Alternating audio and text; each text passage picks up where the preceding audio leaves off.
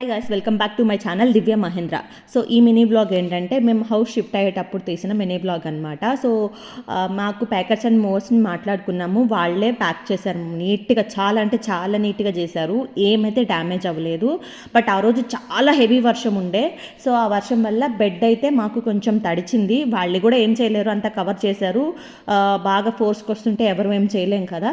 So ఫైనల్గా అయితే అంతా ప్యాక్ చేసేసి ఇక్కడ అన్నీ దింపేసేసి అయితే వాళ్ళు వెళ్ళిపోయారనమాట.